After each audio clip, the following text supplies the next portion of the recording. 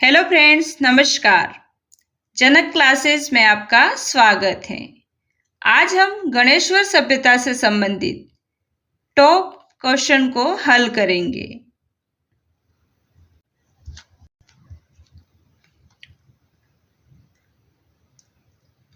जो पिछले सभी प्रकार की प्रतियोगिता परीक्षाओं में बार बार पूछे गए हैं। गणेश्वर सभ्यता से परीक्षा में आपको प्रश्न देखने को अवश्य मिलेंगे। यह टॉपिक भी सभी प्रकार की प्रतियोगिता परीक्षाओं के लिए बहुत इम्पोर्टेंट टॉपिक है।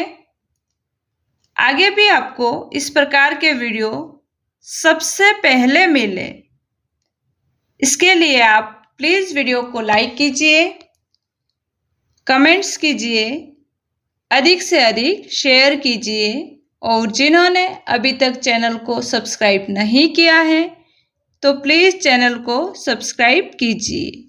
तो आइए शुरू करते हैं आज की क्लास। क्वेश्चन नंबर 1, गणेश्वर से प्राप्त मृदबांड किस प्रकार के थे? यह प्रश्न स्कूल व्याख्या था परीक्षा 2022 में पूछा गया है। ऑप्शन ए लाल बर्तन, बी घेरिक मृदबांड, सी धूसर चित्रित मृदबांड, डी उत्तरी कृष्ण मार्जित मृदबांड। तो गणेश्वर से प्राप्त मृदबांड किस प्रकार के थे? ऑप्शन बी हमारा सही आंसर रहेगा, घेरिक मृदबांड। क्वेश्चन नंबर 2, गणेश्वर सभ्यता के अवशेष चिन्ह उपस्थित हैं। यह प्रश्न कनिष्ठ अन्वेषक सहायक रसायन परीक्षा 2019 में पूछा गया है। Option A Sikar, B Bhilwara, C Udaipur, D Hanumangarh. आपको बताना है कि गणेश्वर सभ्यता के अवशेष चिन्ह कहाँ उपस्थित हैं। तो ऑप्शन ए सही आंसर रहेगा। गणेश्वर सभ्यता के अवशेष चिन्ह सीकर जिले में उपस्थित हैं। क्वेश्चन नंबर 3, गणेश्वर सभ्यता की खोज किसने की थी? यह प्रश्न लैब असिस्टेंट 2022 में और सेकेंड ग्रेड जीके एग्जाम 2022 में पूछा गया है। यह प्रश्न परीक्षा की दृष्टि से बहुत इम्पोर्टेंट प्रश्न है। किसी भी सभ्यता की खोज किसने की, यह प्रश्न बार बार परीक्षाओं में पूछे जाते हैं। तो हमें ध्यान रखना है कि सभ्यता के खोजकर्ता कौन है। Option A BB Lal, B MD Khare, C Ratanchandra Agrawal, D Dayaram Sahni. Ganeshwar सभ्यता की खोज किसने की थी? ऑप्शन सी रतनचंद्र अग्रवाल ने की थी। ऑप्शन सी हमारा सही आंसर रहेगा। क्वेश्चन नंबर 4, प्राचीन गणेश्वर सभ्यता के अवशेष कहाँ प्राप्त हुए? यह प्रश्न सेकेंड ग्रेड मैथ्स एग्जाम 2021 में पूछा गया है। ऑप्शन ए रिग्स, B Neemka Thana, C Sriganganagar, D Palsana. Ganeshwar सभ्यता के अवशेष प्राप्त हुए, कहाँ से प्राप्त हुए? ऑप्शन बी हमारा सही आंसर रहेगा, नीमका थाना। क्वेश्चन नंबर 5, निम्नलिखित में से किस सभ्यता में मकान व बस्तियों के निर्माण में ईंटों का प्रयोग नहीं होता था? यह प्रश्न लैब असिस्टेंट साइंस एग्ज़ाम 2022 में पूछा गया है। ऑप्शन ए कालीबंगा, बी आहट, सी बैराट, डी गणेश्वर। तो किस सभ्यता में मकान व बस्तियों के निर्माण में ईंटों का प्रयोग नहीं होता था? तो ऑप्शन डी हमारा सही आंसर रहेगा। गणेश्वर सभ्यता में मकान व बस्तियों के निर्माण में ईंटों का प्रयोग नहीं किया जाता था।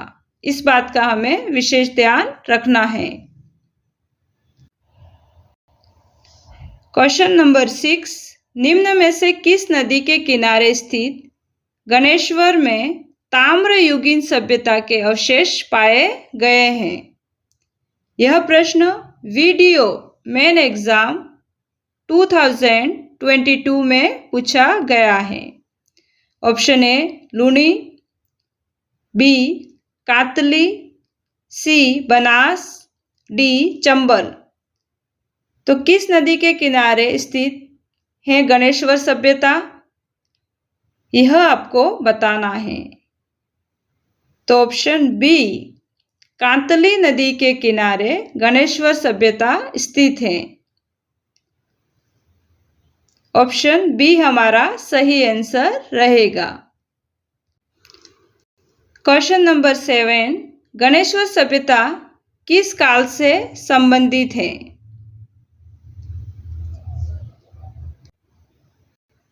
यह प्रश्न first grade teacher GK exam 2022 में पूछा गया है। ऑप्शन ए लौह युग, बी पुरापाषाण काल, सी हड़प्पा कांस्य, डी ताम्र कांस्य युग। गणेश्वर सभ्यता का काल बताना है।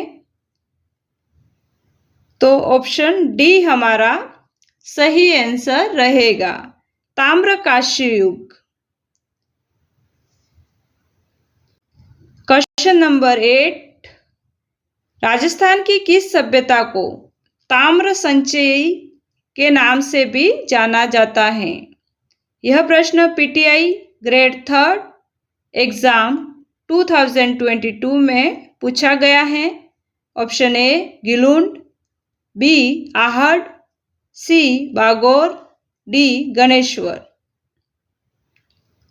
तो राजस्थान की किस सभ्यता को ताम्र संचय के नाम से भी जाना जाता है? तो ऑप्शन डी गणेश्वर सभ्यता को ताम्र संचय के नाम से भी जाना जाता है। इस बात का हमें विशेष ध्यान रखना है। यह टॉपिक सबसे छोटा टॉपिक है। इससे जितने भी इम्पोर्टेंट क्वेश्चन बनते हैं इनको हमने हल कर लिया है। इन्हीं प्रश्नों को किसी भी प्रतियोगिता परीक्षा में बार बार पूछा जाता है। इस बात का हमें विशेष ध्यान रखना है। तो आज की क्लास यही समाप्त होती है।